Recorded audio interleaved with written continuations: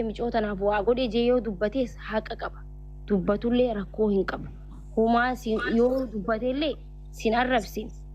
Sin arrabsin, sin xiqqeessine dhaggeeffadhu as biratti waan hubachuu qabdu. Osoo si xiqqeessee jiraate ati immoo kana naa godhe kana keessa haasoo qabdu. Isa si biraa miti akka siitii miti akka Oromootti galata qaba. Siif godhee jira, siif tahee jira.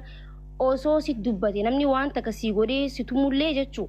Fakkeenyaan siin jedhaan akka itti guddannees akka itti dhufnees akka si beekna namni waa namaa godhe yoo nama tumeellee rabbumaa fi hawaasaa fi uummatatti dhiisa si galee ati deebisumaa jala deebisuun qabdu maa gastii banateeti miti ani amma isaatu dubbatus ani dhageenya waa dhugaa dubbanne ani ajandaa akkanaa keessa sin seenu mana banatee ganamaa galgala arafaatiif godheen jira yoo jee tokkoffaa waan ati hubachuu qabdu rakkoo san keessaa si baasee jira moo sin baasne Arafaati ya lubbu si baasee jira miti maayikii dhaggeeffadhu dhaggeeffadhu deebisaa qofa naa deebis bikka aduun achi Somaalee san keessaa mucaan kun si baasee moo sin baasne dhaggeeffadhu na baasee jira ani maal jechuu barbaade utuma galee lubbuuti yalaan si dhaggeeffadha si baasee jira mi ati wanti ati ilaaluu qabdu si baasuu san qofa namni yoo si arrabsees waan fedhe siin jees rabbitti dhiista fakkeenyaaf siin jee yoo ani si mucaa si arrabsullee nagarree garuu akka dubbitti gaafa dubbatan nam tokko gaafa waa si godhee abbaan si godhe sun ganamaa galgalatti dubbataa oleehu namni sirraa dubbatu hin jira fakkeenyaaf ijoollee Arsii haa taatu Wallaggaa haa ta'u Harargee haa ta'u mucaa ati sirrii hin jirtu micoota naaf goote garuu maaliif akkana gootaa jaanii ittiin dubbatan osoo inni badii qabaate garuu badii guddoon si bira jirti jechuudha oggota akka muus godhadha. Sanifu miidiyaa akka gaafa dura dhufte yoo amma laalteef dura dhufte tokko miti ati gaafa dura dhuftu nama 5,000 nama 3,000 taphattee yoo koofaltee waa hedduu hojjechuu dandeessa sila mana madaamuu seenuu baattee beeksisa adda addaa Duubaay keessatti waan adda addaa hojjechuu dandeessa silaa jechuudha osoo jabaattee deemte saahidiin taane seentee usteetuma waan namni ijoollee xixiqqoon siin jettu jala hin fiigin obboleettiiti akka obboleettiitti sii malalan. Ani ijoollee Oromoo hundaa kutaa takkaan ilaalan nama gandummaas qabu miti hundi ni beeka. Saayidii dhiistee amma dhiifama gaafattee erga dhiifama gaafatte haasa'uun hin barbaachisu. Fati naasi balleessi dhiifamaa yoo ijoollee uummata Arsiitti illee hawaasa bal'aa Harargeetti illee Harargees irraa dhalattee Arsiin isteetii hundi teenya jechuudha. Dhiifama gaafattee akka duraanii feetii taphattee koofaluu malee yoo fatiin deebi'ee biyya guutuutti anaa isiif godhe jee haaseellee kalaama takka jala osoo hin deebisin callistee kabajumaan taphattee koofaltee yoo beeksistes beeksifattee yoo mana madaam dirtee mana madaam dalagadhu obboleettii koo miidiyaan akkasirratti hin fayyadamne ijoollee xixiqqoo hin dhagahiniin siin jaan hangama xiyyaana akkana siin jaan waan dubbattu yoo qabaatte si dhaggeeffadha. Maayikii dubbiin tantee dhugaadha ani akka namaa takkaatitti qarallee akkanaaf inni walitti dhiyaanne namni beeku namni hordofu inuma beeka. Maayikii wanni guddaan yoo akka fedhe godhee akka fedhe na godhu akka fedhe siifaa godhu rakkoo keessaa si baasee jira. Osoo miidiyaa guutuu kanarra siyaasee illee ati dubbachuu hin qabdu jedha. Ani akka nama takkaatitti dhabduudha nan beeka. Akka nama takkaatti dhabduudha dhaboo kiyyaan akka na qarqaarees nan beeka. So ani gaafa fakkeenyaaf na qarqaare akka inni na qarqaare yoo naaf inni amma laayifii seene nama 4,000 taa'ee nu dhaala gaafa naaf inni taphannu jecha. Maal jechuu barbaada? Kunis hin dhufa. Akkana godhee fi maayikii sitti dhaga'ama. Ofirra dhaabi maayikii. Maaliif ani dhabduudha akka dhabduu ta'e nan beeka. Si gadee dhabaan akkana gargaares nan beeka. Dhabduudha dhabduudha. Rakkoo san keessaa na baase na baase. Na gargaare na gargaare. Galata na biraa qaba na biraa qaba. Gaafa amata dhufaa dabra durirraa ibirarra qofa miti durirraa. Naaf inni wallallee wajjin jiraanneera. Gaafa naaf inni waltaa wallaahi laziim gaafa na mana marjamaa san jiru numaan oobse malee arra dubbadhe malee numa oobse laalaa meeqa buqqadhe takka jedhee lama jedhu akkas godhee fi akka niin beekanu akka inni naaf godhe anu eenyu olitti beeka namni inni tokko godhatu godhe. Maal fakkeenyaaf akkana godhee qoymee guutaa kadhiifama akkana godhee fi jiraa yoo jee maaltu si aarse waan nama aarsuu miti si arrabse naasu miti bal'aa miti natti dhaga'ama maayikii natti dhaga'ama maaliif natti dhaga'ame jedhi na gaafadhu gaafii naaf keessa deebisiif deebisi. Hayyee gaana dhaggeeffadhu lubbuuti jedha maaltu jira ni beektaa osoo inni ilma dhiiraati miti isaan kun ilma dhiiraati osuma mucaan kun fayyaa qaba nama maraataa miti osoo ganamaa gargara naa godheef akkas godheef je hawaasummaa nu gabbee maaliif akkana jettaa jee dubbiin fakkeenyaaf isarra ni deebite osoo akkas faja'u ta'ee jechuudha garuu ati deebisuu hin qabdu yoo waan fedhe siin jeewu kanis hin jee nama siif godhe takka yoo si kabalu si dhufeewu anaatu balleessee dhiifama ittee bira dabartee jechuudha akka itti guddanne akkasidha akka itti baanes akkasi nama waa siif godhe tokko siif godhe rakkoo namas rakkoo si oolche rabbiif jecha yoo si godhe taate rabbiif jecha si godhuftee waan biraatiif siif godhate ati bari obsi lubbu niftanne naasoo hedduu haasoo hin deemu waan fedhe amma sirraan hir'isu amma nama tokkoof waa godheef jecha yoon oole rakkoo hin qabu hanqa bal'aa naaf hadhattu ati taakkasii jee yoo hanqana narrabsinitti godheefi waan godhe haasee bar osoo hin godhini haase ilmi namaa cubbuu namarratti haasa'a osoo namni tokko abaluu waliin hin rafiin abaluu wajji raftee jee na wajji raftee jeetu nama haasa'a namni siif godhee haasa'u miti tigalee osoo akkas hin godhin akkana na goote jee namni maqaa nama ni balleessa ati waan laaluu qabdu kaanis dhufee yoo si arrabse jabaattee dubartii jabduu taatee hojjattee beeksisaas haa ta'u mana madaamiis haa ta'u jabaattee hojjattee waan barbaadde gochuu ni dandeessa jechuudha.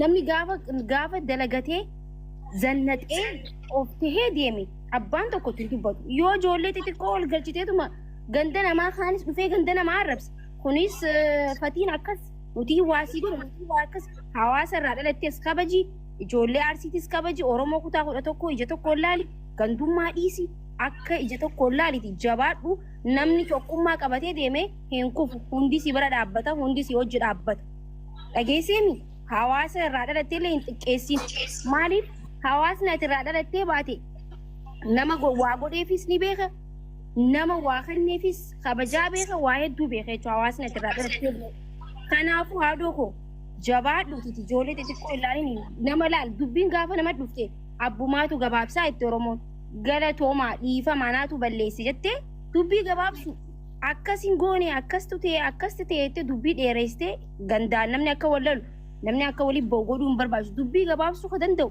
sumaa fi si qofaan mallee haadha tiyya tanan siinjaa na siyaa obbolummaati yoona aarte immoo dhiifamaa yaa. Lakkisitti naare maayikii maaliif atillee gorsa bareedaa naaf dhaamtee akka nama takka baay'ee si kabajaa baay'ee si jaaladha kanaan durallee gastii seeneen turre gaaf tokko wayii seenee maayikii dhugaadha ani gandummallee hin beeku namallee hin tuqu namallee hin geeku fakkeenyaaf amma namni sira jiru ciisee si dhiitaa jedhan nan beeka san waa hundan hanga dandeettu qabda hanga baadhattu qabda maayikii tiyya si galee waan numa waa si godhe kanaawu hanga dandeettuu fi hanga baadhattuu fi hanga fudhattu qabda si galee bishaan mormagee abbajjeesa. Namni osoo fudhattee akkana naasoo itti ilaala amma haasawaa ammaa kanaaf dhiisi bakka yoo dhiistee waati maali yoo dhiiste rakkoo jira. Yoo dhiistee oo. Obsaa qo'ee naasoftaa maakiinaa geessitu maakiinaa geessitu. Lubbuutiyya naasiin jee warra amma asirra bahee si ooliin jira si maal jenna jedhan warra saayidii keessi galchee nama sitti hoobalchiisu nama sirri arrabsiisu deemu kana ofirraa dhiisu obbaleetti yaanaa siima. Saayidii hin qabatinii dhiisii ashmuurii hin barbaachisu. Bakka dhiifamaa naatu balleessee dhiifamni rakkoo hin jirre nama guddaa dhiifama nama gaafatu. Sa'a kanatti namni yoo si tume osoo silaa badiin tantee ta'uu baatteellee dhiifama yoo jette guddina kee ibsa kabajaa kee ibsa bikkaarraa dhufte kabajaa qabaachuu kan kee ibsa malee baalogumina hin ibsu. Yoo ati ashmuurii asirratti dubbatte yoo makmaaksaan ashmuurii xuxxuute bareedaa miti gabaabsi dubbiidhaan sin jechuu barbaadanii bakka nagatti haa lubbu.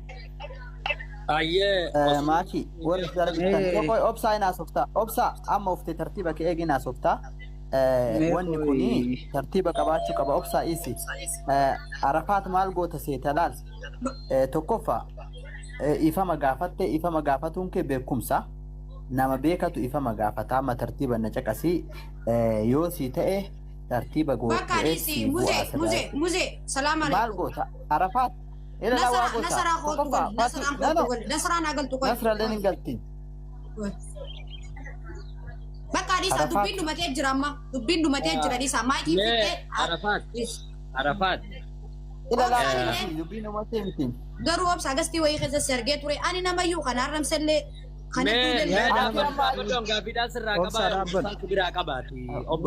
Sarabbadhu ani waan matakitti dubbachuu barbaade obboleetti ayyee dubbadhaadha. Waan guddaa dubbachuun barbaanne. Ayyee asirratti maaltu jira waan dubbatamuu qabu maakiin fittee jirti haa galatoomtu obboleettiin teenya wanti dubbatamu hin jiru tokko jedhe obboleettiiti yaa takitti wanti akka obbolummaatti siidhaamu obboleetti akiraati waliin beeknu adda waliin dhufne argaas beeka malee. Ati nama ta'a yoo ka jettu taate abbaan fedhe bakka fedhe kutaa fedhe nyinyi yoo jedhe afaan kee walirra kaa'e dalagaa kee dalagadhu jijjiiramuu feetaami dalagaa kee dalagadhu. Ka fedhe dhufee haasaya namaatii gurra hin kennin. Assalaamu alaikum. Ka kanaan ala wanti jiru hin jiruuti yaa'ii dhiisaatii miidiyaa irraa gad bu'iitii dalagaa ta'etti kuti namaaf deebii deebisuu hin deemin namni bar gajjedhee yoo dalagate booda ol jedha. Kanaaf ani wanna haasayamu maakiin haasoftee wanti haasa'u hin jiru galatoomii. Dubbuma takkittiin an jedha san qabanii feesbuukii fi tiitookii kanarraan balleessa. Ka isaan jedha san irraan buranii dhufanii gastii kiyya jala dhufanii hangasti namaa dhaqee nama hin xuyne saba namaa hin qeequ. Harargee tiyya sin jaaladha harargeerraa dhalachuu kiyyaaf ofittiin boona. Aminaan dubbattee jirti jechi takkittiin an jedha. Aminaan muti godhadhu. Maayikii galchi mees jilarte. Maayikii Oromoo.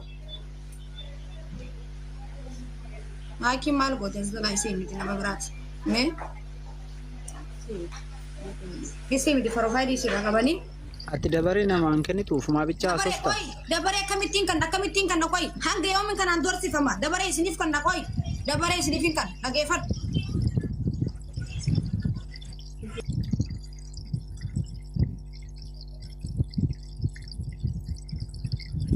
Saniifuu maal jechuu barbaada? Fatii eenyu olitti kabaja inni mataan isaa na beeka.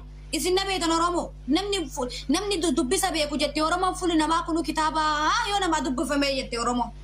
Sii galee fuuli namaa kunu kitaaba Fatishaa Kingi warri jettan ani Fatishaatu keetii miti inni rakkoo fakkeenyaaf isin rakkattanii hin beektan uummata moo arafa qofaan rakkata moo anuma qofaatu ardii mulutanarra rakkata.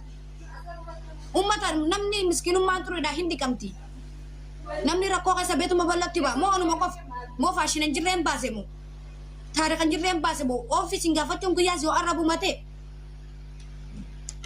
yoo miskiinummaan kiyyaas arrabu mataati mee isin gaafa rakkattanii namni wayii waa isinii godhee namni waan kanaan guyyuu isinuma tuqaa wale maaltu isinii dhagama akka nama takka hayyuu bakka takka buutan walumaa gala gabaabsi maal jechuu barbaada. Nasaraan hin beeyti.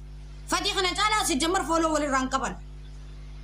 Namni qaanqeen abbaarra buutee gubdii jette Oromoon. Arras ilaalaalaatti ijjatana bakka tijaa tana buutanii fudhattanii baay'ee natti tolu. Soo maal jechuu barbaada? Waa'illee nyaatan malee waa'illee naasawan. Yaada sammuu kiyyaatiin akka wallaanummaa kiyyaa gabbee ijoollee arsi natti aarte harargeen natti aarte gabbee afoon illaa jedheen. Rabbiif jecha khalifa manaa godhallee hin jira kanatti aadallee hin jira khalifa manaa godhallee hin jira. So nama kuma sadirratti amma nasaraa gastii ol galchee paaspoortii baasee fi fiizaa hojjedhee fi maaltu dila kana fide.